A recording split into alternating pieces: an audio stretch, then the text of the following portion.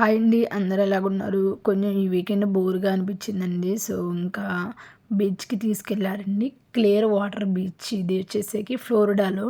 And చాలా బాగుందండి. And ముందు ఒక గ్రీన్ కలర్ కారు కనిపిస్తుంది కదా!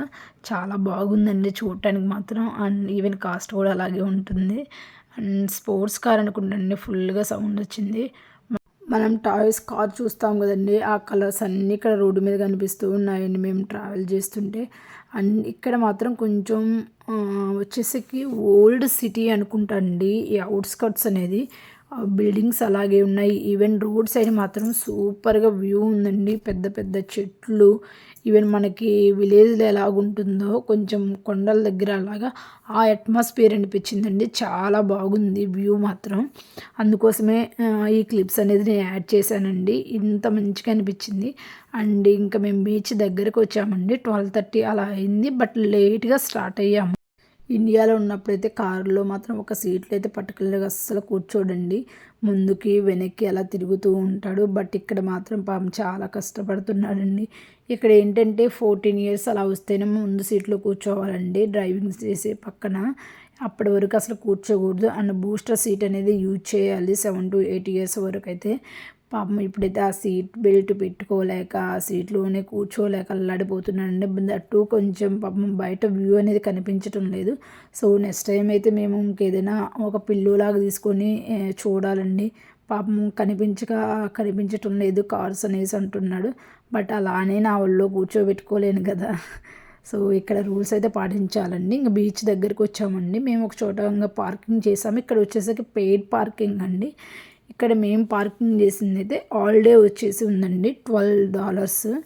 ఇంకా అక్కడ పార్కింగ్ చేసేసి ఇంక మేము బీచ్లోకి కొంచెం వాకబుల్లో ఉంటే నడుచుకుంటూ వెళ్ళాము. మనమైతే ఎండకు ఉండలేము, చలికి ఉండలేము అండి. బట్ అమెరికన్స్ ఎలా ఉంటారో కానీ ఎండైనా చలైనా వాళ్ళైతే ఉండగలరండి.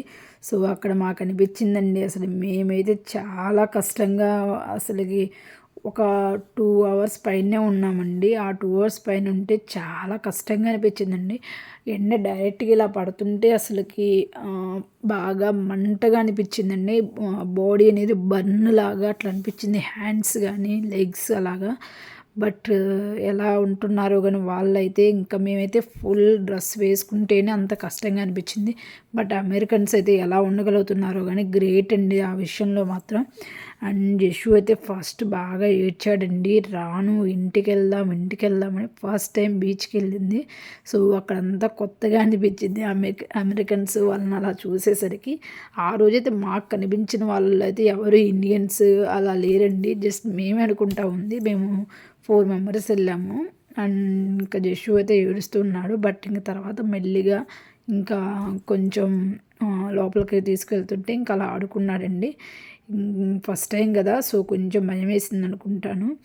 అండ్ వాటర్ మాత్రం అయితే చాలా బాగున్నాయండి. క్లియర్గా ఉన్నాయి. సో నేమే ఉంది కదా క్లియర్ వాటర్ బీచ్ ఫ్లోరిడా అని. మేబీ అందుకనే వాటర్ అయితే చాలా బాగున్నాయి.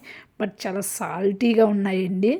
అండ్ ఇంకా జషు మాత్రం ఇల్లు కడుతున్నాడండి. చూడండి అక్కడ కడుతుంటే వాటర్ వస్తున్నాయి అనేసి మమ్మీ నేను ఆ పైన కడతా అనేసి అంటున్నాడండి. ఇంకా ఆ క్లిప్ అయితే తీయలేదండి అనేసి. ఇంకా మాతో పాటు కజిన్ కూడా వచ్చారు. సో ఇద్దరు కలిసి ఇంకా ఒక ఇల్లులాగా కట్టారండి. ఇంకా ఫైనల్గా కొంచెం సేపు అలాగా ఆడుకున్నాడు. తర్వాత మేము ఫ్రూట్స్ను ఇంకా అవి క్యారీ చేసాము జషు కోసం. ఇంకా అవి తిన్నాడండి. తిన్న తర్వాత మమ్మీ నాకు అన్నం కావాలి అనేసి అడుగుతున్నాడు. బట్ అక్కడ దగ్గరలో మన ఆంధ్ర ఫుడ్ అలాగేమి దొరకదు కదా, మన ఇండియన్ ఫుడ్. నాకు అన్నమే కావాలేసి అన్నాడండి. ఇంకా లాస్ట్గా ఫ్రూట్స్ అవి తిన్నాడు. నియర్లో శామ్స్ ఉంటే ఇంక అక్కడికి వెళ్ళేసి పిజ్జా అని తిందామనేసి తీసుకెళ్ళాము.